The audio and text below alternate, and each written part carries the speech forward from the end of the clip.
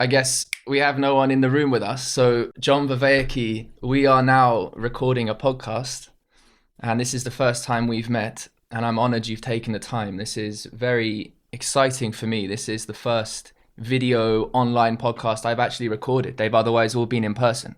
Oh, wow. Well, Yeah, that's great. It's yeah, great to meet you, Tim. I've appreciated our email conversation. I'm looking forward to our discussion.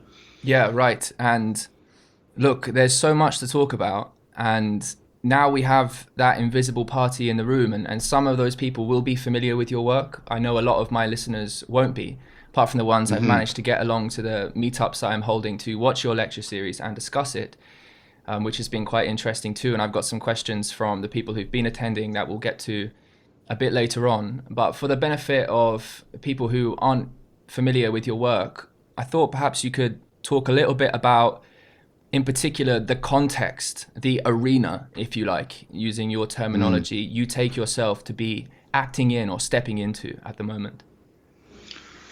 Sure. Okay. Well, I'll tell you just a little bit for your listeners who I am. I am an assistant professor, the teaching stream at the University of Toronto, and so I'm 60% in cognitive psychology and 40% in cognitive science, and so I study cognition very deeply. And the aspect of cognition that I'm very interested in is this central ability to zero in on relevant information and how that actually functions to give us this sense of meaning, this sense of connectedness to ourselves, to each other, to reality, and how that machinery is simultaneously something that can be a vehicle for self-deception in us, and it can also be a vehicle for self-transcendence and the cultivation of wisdom and the enhancement of that sense of meaning that's in concert with a kind of optimization of our functioning in the world. So I'm interested in all of that precisely because the arena that I see myself addressing that knowledge towards is the meaning crisis that I think is besetting Western civilization, for lack of a better term. And this is basically a loss of an overarching framework of worldview attunement, of our understanding of who we are and what the world is, and how those fit together in such a way that we get an overall guiding structure and sort of a legitimization of our projects of meaning making and of the cultivation of wisdom and virtue.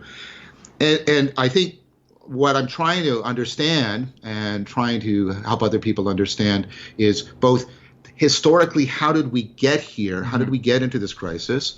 And then, and how is that expressing itself now in things like the mental health crisis, the opioid crisis, addiction crisis, right? Sort of the sense of that simultaneously, everything is politicized, but we're losing faith in all of our political institutions and processes.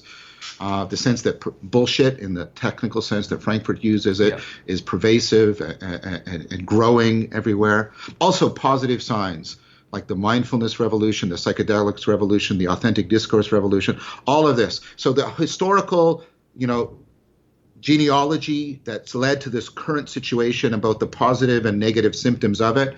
And then also the other thing I'm trying to do is to understand, trying to get a deep cognitive scientific understanding of this meaning making machinery that I mentioned a few minutes ago, and how we can use the best science we have to do two related things. Transplant and recover from the wisdom traditions of the past, East and West, sets of psychotechnologies and practices that could help us respond to the meaning crisis, and also hopefully engineer new ecologies of practices so that we can figure out how we can once again legitimate and enhance the cultivation of wisdom and meaning making within the scientific worldview that we now have come to accept as the dominant worldview of Western culture. So that's basically the idea. Yeah, beautiful. That was an excellent summary. I've been doing my best to give a summary like that before each week when new people arrive. And it's been a difficult process, but you've definitely got it down there. Yeah. Well, I hope so. It's a tricky thing. It's a very long and complex argument, and many people have collaborated with me on it. So there's Yes. many sort of variables I'm trying to manage all at once when I'm answering these questions. Yes. So No, absolutely. Look, there's so many places we could get into here. One of the things that came up was that, yes, it's the case that in science, it has, historically speaking, been a little detached, let's say, from what's really meaningful. It's looking to give us truth about what the world is propositionally, but can become detached from what we should do about it or how we should relate to it. So there's different kinds of knowing that I know you like to emphasize, which is one of the first key cognitive switch ups, I think, that is helpful for people to become open to, let's say, the quality of experience and taking experience seriously from a perspective of knowing. So I'm sure you will comment on that, but what I'm trying to get to is in fact, yes, it's important that the conversation about meaning and states of consciousness is one that can be made sensible to science, and what science can make sense of to be made sensible to people who are experiencing things in a really important way.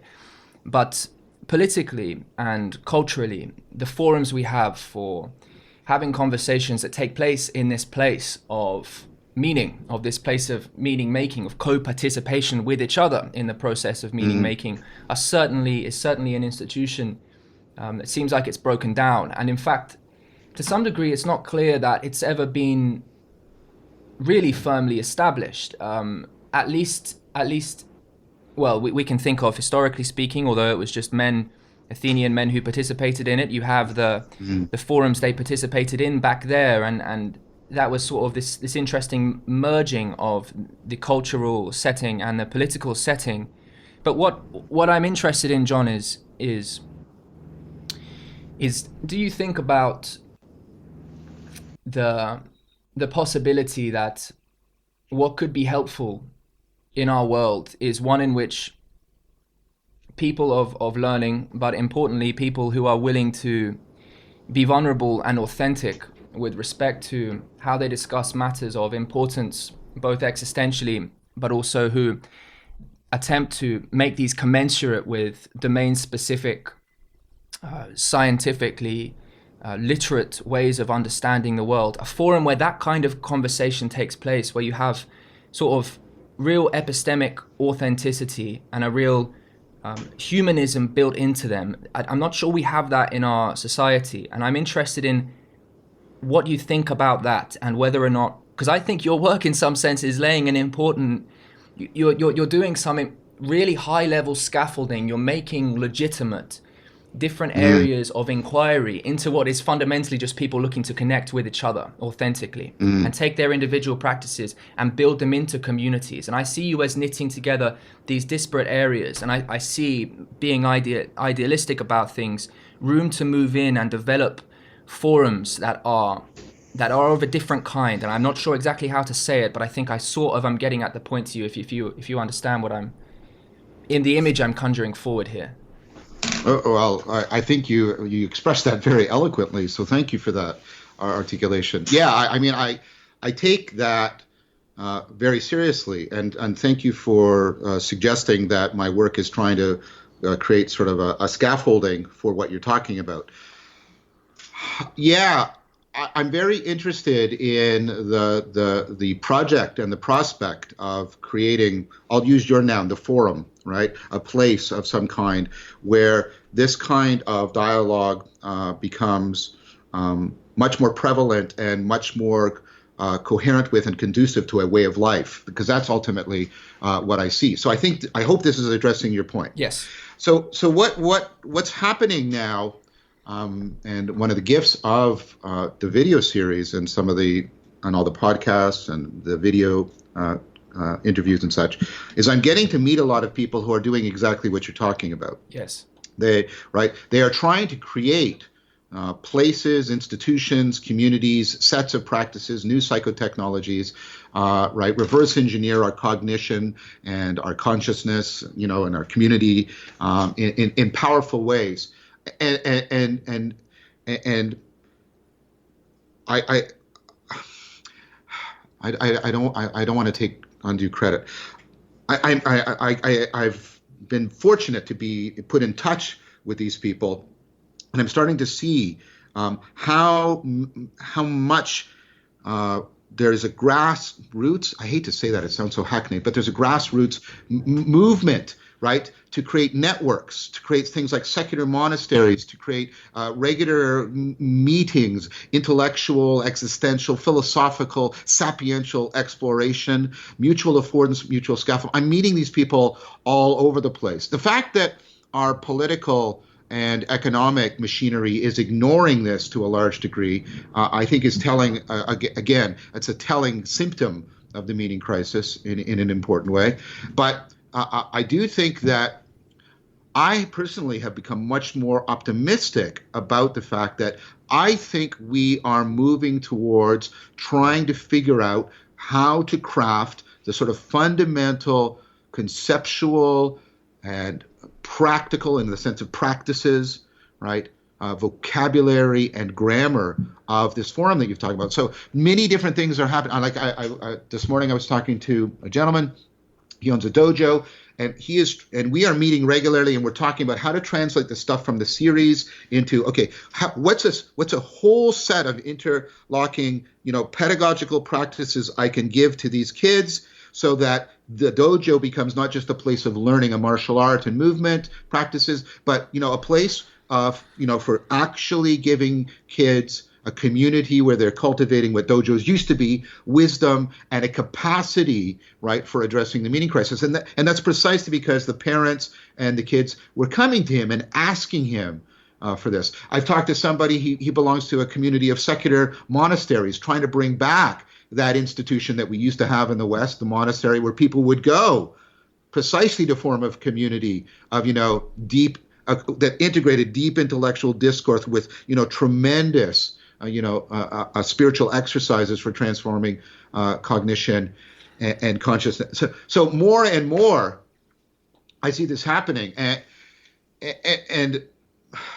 again, I don't know what I'm trying to articulate here, other than a combination of a sense of gratitude, appreciation for the fact that my work seems to be, helping provoke this to some degree, or at least give people a vocabulary for articulating and expressing it, Majorly. Giving them ways to connect together. So this has all been just, an unforeseen but very welcomed consequence of the series.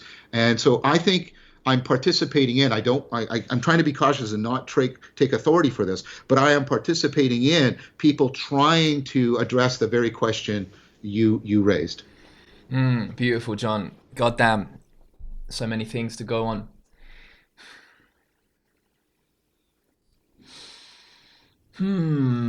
Guys, see, I have these metaphysical problems or things I'd like to talk to you about. But before I do, I should just say that for people listening and who are based in Melbourne and are interested in what you have just outlined here, this is something I am also participating in doing. So for people who want to come in person and be involved in just this sort of creation, you can get in contact. It's worth saying just because it...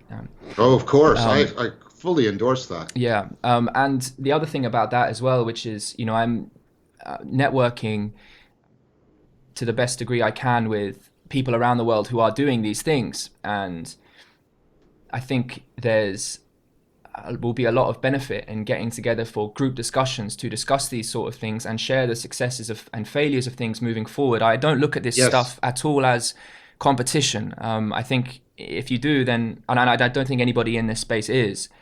And I think I'm desperately interested in learning as quickly as possible the most appropriate ways to do this, because there's actually an awful lot of vulnerability involved. And here is where I can begin to get close to the metaphysical things that I think the two of us together might have some fun grappling with. And one way to get into it is to consider just how vulnerable philosophizing is. I think it was Nietzsche who said that philosophy is something like the revealing of the unconscious prejudice of a philosopher, or something like this.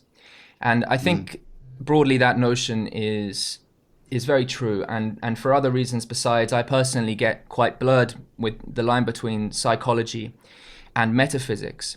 But there's something, but to this place of speaking authentically, vulnerably, seeking truth in that way, which always bears forth the ultimately.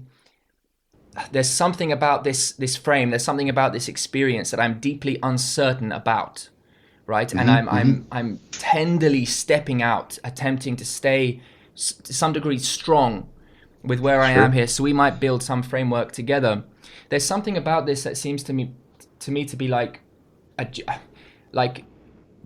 genuinely revealing something quite deep about the psyche the more you go along with this. And there's something very personally vulnerable about being in these spaces. And in some sense, I think in some basic ways, there's a distribution of, well, we are a distribution as a population. And I think your core most differentiations often are tied to some of your deepest personal traumas, and then perhaps there's a transpersonal domain as well. But the point I'm trying to make is that there is a vulnerability to this certain kind of seeking, and so it would be helpful to be as cognizant as possible of all the people who are honestly trying to build these structures and to communicate with them about it. And so one thing, I personally would love to be involved in that kind of conversation, but I suppose that moves us in one way and not another way more appropriate for this conversation here. So I guess maybe a personal question I'd like to ask is do you feel that vulnerability in certain kinds of philosophical discussion? Because we can hold things so deeply, and I wonder the kind of things they're attached to. And I'll leave that broad for now, because I think ultimately that will take us into where I want to go. Yeah, that's great. As a question, I mean that. I'd like to reply in two ways to that question. I'd like to reply personally, and then I'd like to reply philosophically. But you'll see that I hope you'll see that they're deeply connected. I mean that's been another aspect of this, even the video series that has was again to some degree unanticipated. So I know this is an odd thing for what I do as a profession, and even with this video series, but I'm by nature quite socially phobic. So what I've done is I've created this powerful professional persona that I use in order to help deal with that. But what I had not foreseen is the degree to which that particular deficit in my personality structure would be exacerbated and called to the fore by putting out this video series. Because you see, when you're in the classroom, right, that persona is, directly in contact with people. I'm getting direct feedback. It's a tighter container. Right? Yeah. But when you put out the video, it's like, whoa. And so all of that hit me in a way that was psychologically actually quite unpleasant for me. I don't want your listeners to misunderstand me. I'm deeply appreciative of the opportunity to do the series and the response, both quantitatively and qualitatively, that I'm getting. But I'm trying to answer your question as honestly as I can. So a lot of this has been sort of very, very, for lack of a better adjective, it has been psychologically unpleasant for me in a very powerful way. And so there's definitely that aspect to it. Now, that, I think, is connected to a philosophical point I want to make, and I'm referring to work that you've heard, or some of your listeners might have heard, I've referred to in the video series and in many of my talks. This is the work by L.A. Paul on transformative experience, and then I've talked to Laurie in person a bit about this, and I think so I'm comfortable about talking this way, integrating her work with what you alluded to earlier, these different kinds of knowing. And she talks about, in the genuine transformative experiences, we face this issue that we face a kind of perspectival ignorance. So if I'm a parent and I'm just, if I'm choosing whether or not I'm going to have a child, I don't know what it's going to be like to have a child. I don't have that perspective knowledge, right? That perspectival knowing. And I don't know who I'm going to be Because one of the things, I mean, I've had two kids. One of the things that happens when you have a child and you authentically enter into the project of trying your best to be a parent is you will fundamentally change who you are and what you value and what you prefer. So she says, look, you're ignorant in these two ways. You're ignorant of the perspectival knowing. You don't know what it's going to be like. You don't know what that salience landscape is going to be like, and you don't know who you're going to be. You don't know the way in which you're going, what your preference hierarchy is going to be, right? Some of the machinery of yourself is going to be fundamentally reconfigured. So then she says, you're caught in this situation, right? You're caught in that if you don't do it, you don't know what you're missing. And if you decide to do it, you don't know what you're going to be losing. Yes. And that's a deep and profound kind of vulnerability that you're in, right? Now, I think that also interacts with another thing we get into, right? Which is, when we get into a kind of existential inertia where we have propositional knowledge, but we don't know how to translate that into the perspectival, right, and participatory knowing. And this is the dilemma that usually faces people going into therapy. They know at the level of their beliefs, but they don't know how to get there. They don't know how to turn those into a viable arena of action and being. Yes. And so they have that kind of existential inertia. And that's also a kind of vulnerability because you feel your agency slipping out of your fingers, right? Because you're unable to move yourself in that fundamental way. And so I think when we confront the kinds of things that you and I are talking about here, we're confronting, that profound kind of perspectival and participatory ignorance that Laurie talks about.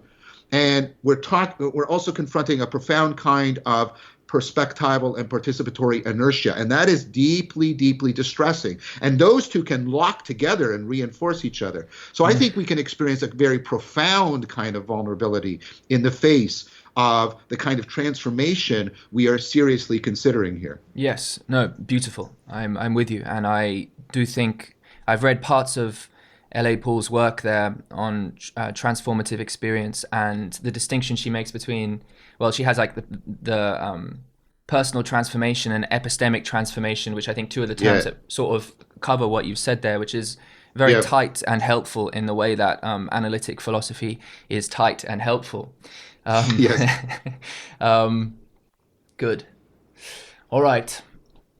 Here's another way that I've personally found the vulnerability in my own putting things forward, and it's going to open up more to I've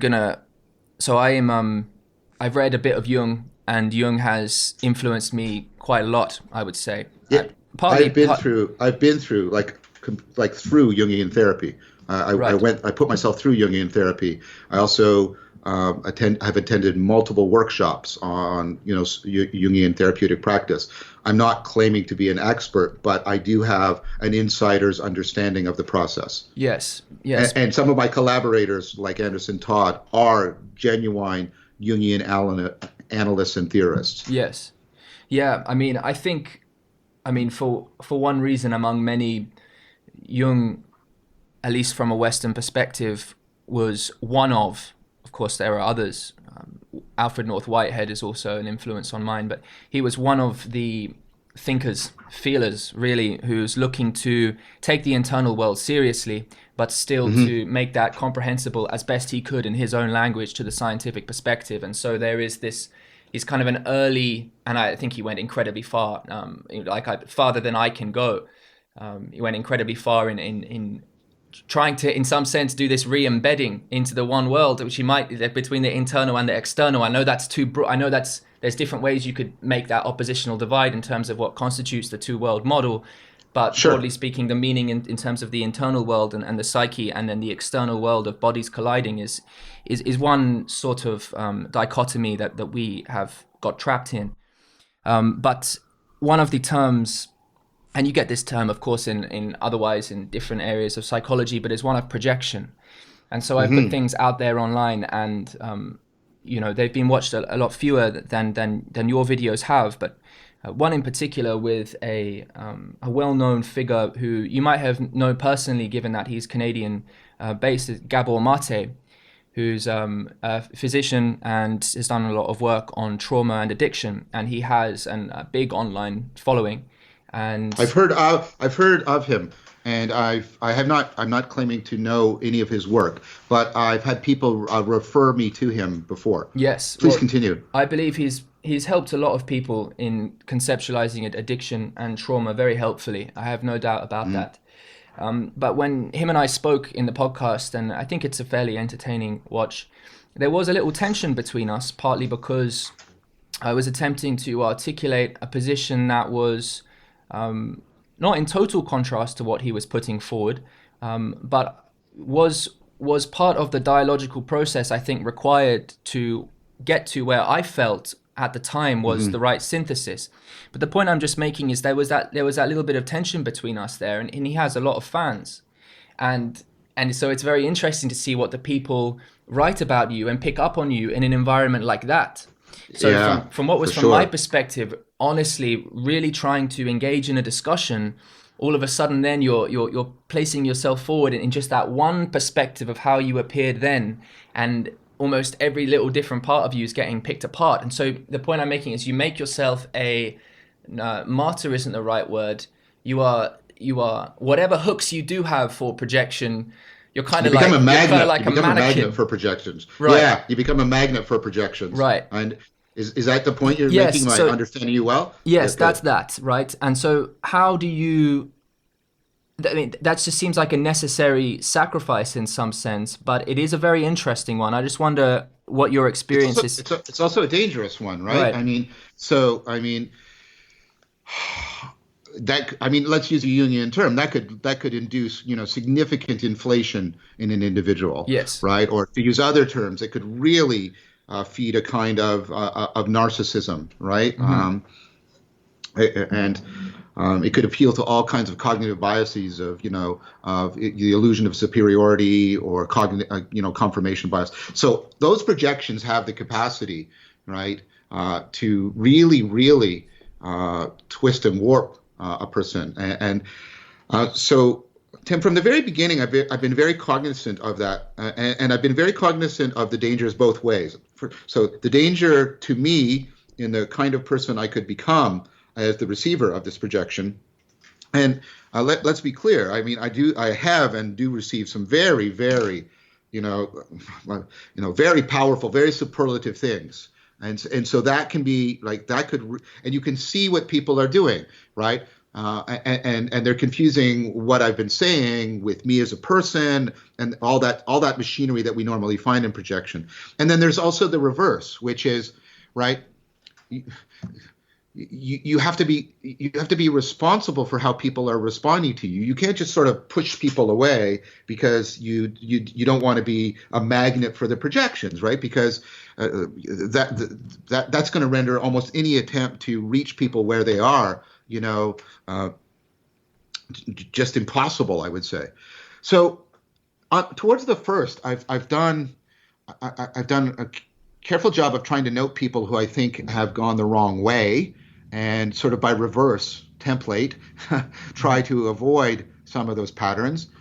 And then I have gathered around me a group of people who have because of deep friendship and trust, the authority to criticize me. And I've explicitly asked them and repeatedly asked them to be involved in this project of keeping me, clear and centered on that. What I do outward is I try to make it clear that people should focus on the arguments and the ideas, and that those ideas and arguments don't belong solely to me, right? I'm constantly trying to say, look, here's other people that are working with me. Here's other, that's why I have in the video series, I have the panels come up, right, of the books I'm talking about. Yes. I constantly try to cite other people that I've collaborated with. And then I constantly sort of I mean, I understand in this context why personal questions are asked, because that's what's going on here. Yes. But generally, when people are like in the video series asking me questions about me personally, I don't respond to those questions. Yes. Right. Right. Yes. I don't respond to those questions.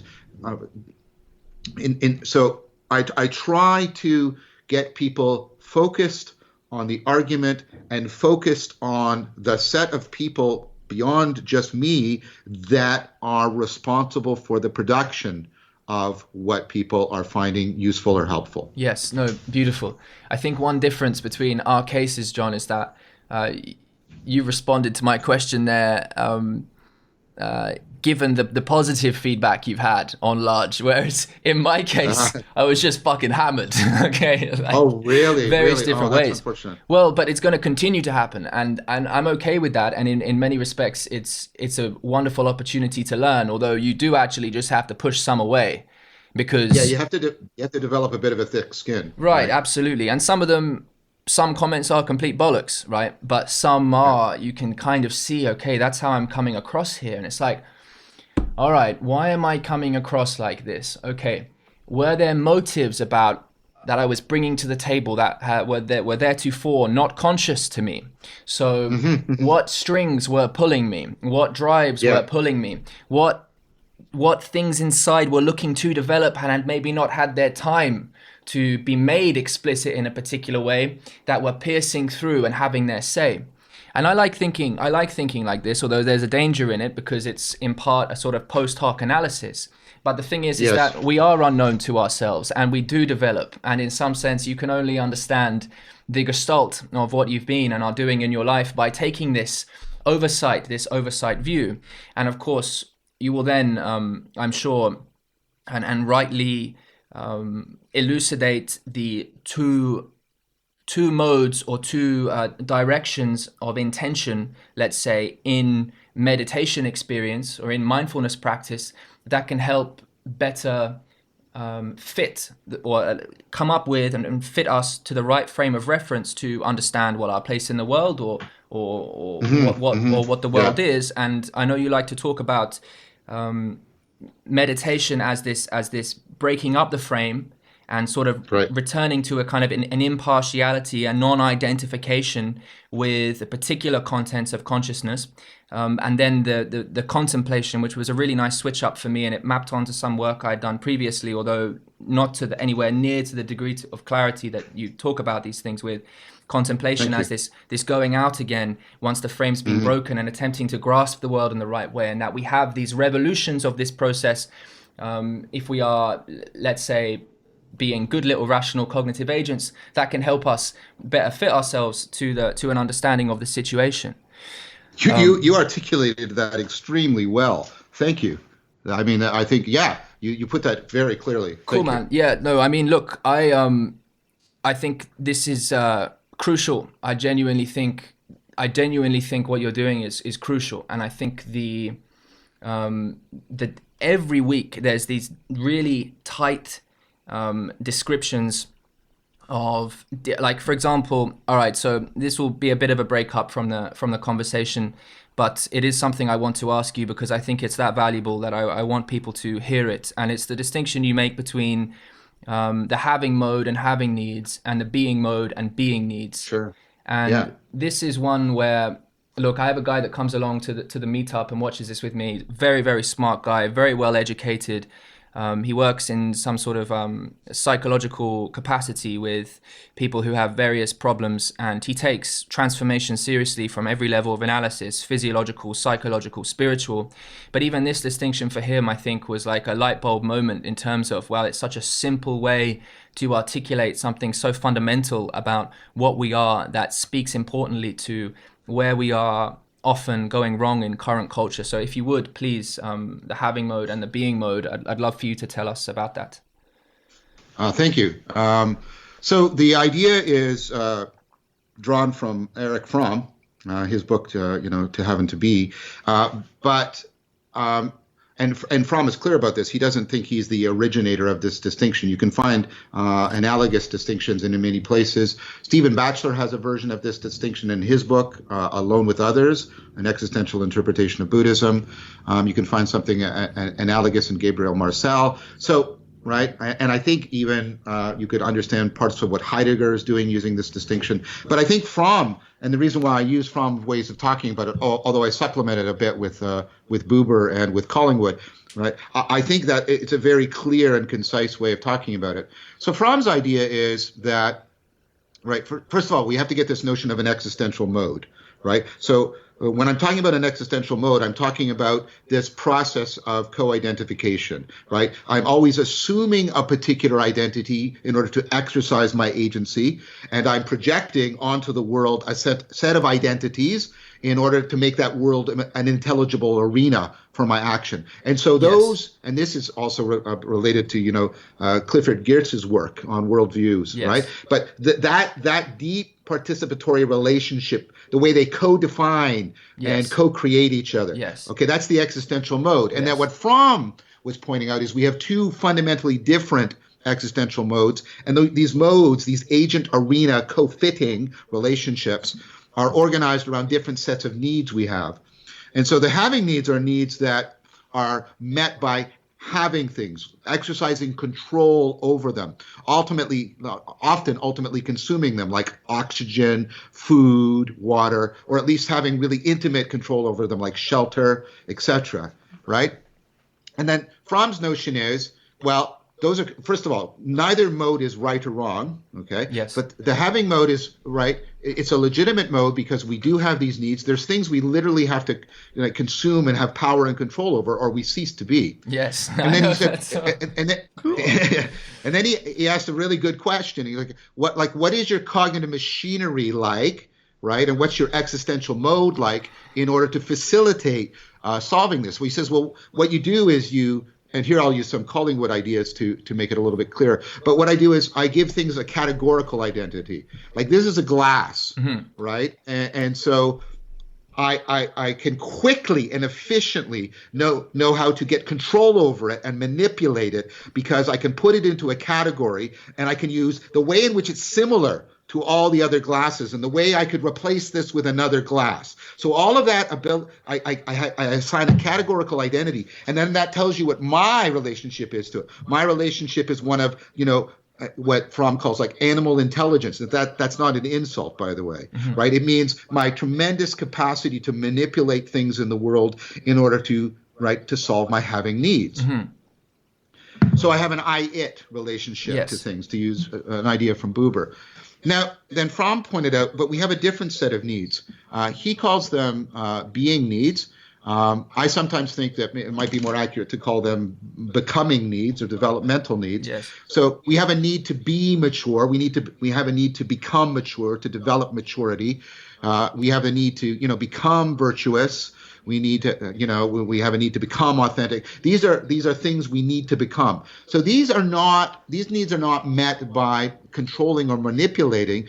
These are needs that are met through, and this goes back to something we were talking about not that long ago. These needs are met by going through important developmental transformations. Yes. In really important ways, coming up with ways in which we overcome that existential inertia, that existential ignorance, and fundamentally go through a process of self-transcendence. And so the being needs are met, therefore, by a different framework of cognition, because now I'm not primarily trying to solve problems in the sense of come up with an answer of how to quickly get my goal. Instead, what I'm trying to do is connect myself to reality, like to the reality of who I am and the reality out there, so that I can get this reciprocal realization, so that I and the world can co-transform, the agent and the arena, yes. Can co-transform, so that I become a different cognitive agent. So my relationship now is not one of animal intelligence, it's one of reflective reason, where reason is this process by which we take ourselves. So when I use reason, I'm not talking about syllogistic argumentation. I'm talking about this process by which we put ourselves through,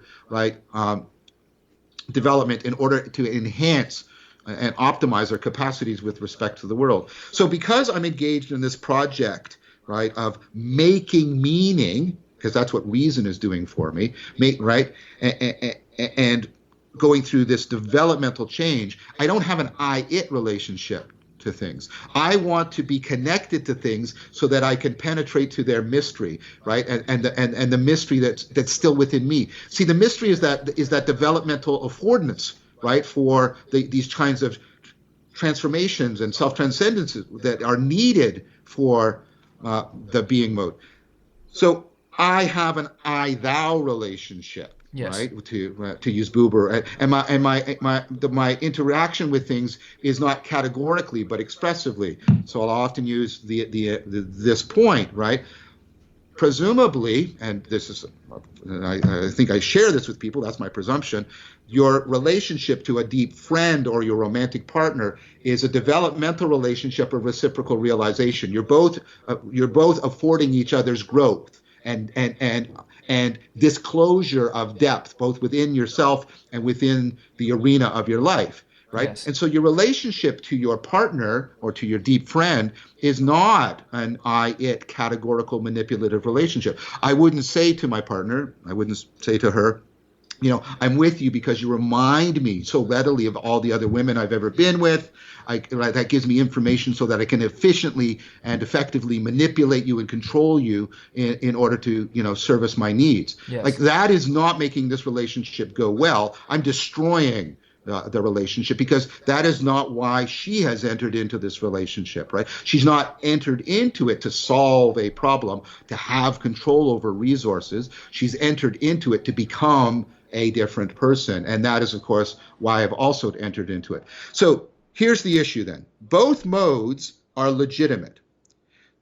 What Fromm, and I would argue, and this is what Stephen Batchelor argues, what Buddhism and many things are talking about is modal confusion. When we confuse, when we pursue, right, we use the wrong mode to pursue the needs we're pursuing. And the classic example that Fromm uses is we pursue the being needs from within the having mode. So that, in order to become mature, we have a car.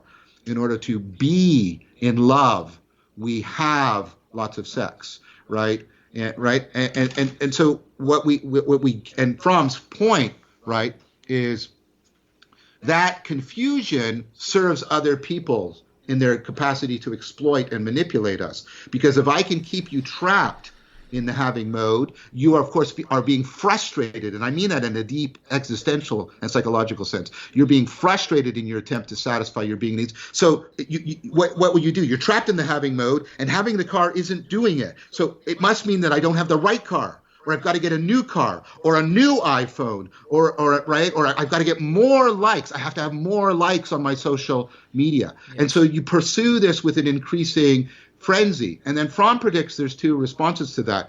Like the futility and the frustration bifurcate, and you either fall into a kind of deep despair, or that frustration and futility reaches out in the only way in which you feel you can again reconnect to reality, which is sort of a violent reaction, anger, and attacking those around you, because that's sort of the last resort you have to at least reconnect to reality in some fundamental way. So the modal confusion is a profound way in which we can be deceived, and that deception also makes us quite exceptionally vulnerable to manipulation by others. Beautiful. Thank you very much for taking us through that. I think it's incredibly valuable.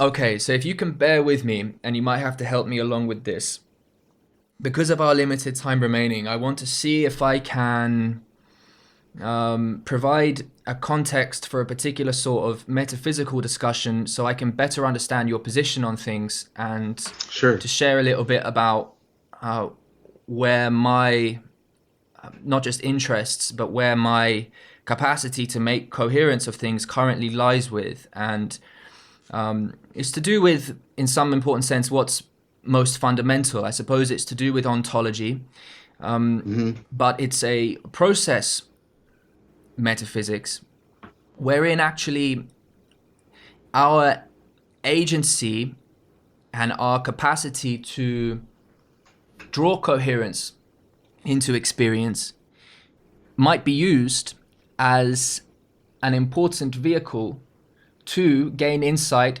into not just psychological process of sense making and the cognitive process of relevance realization, but perhaps to metaphysical process itself.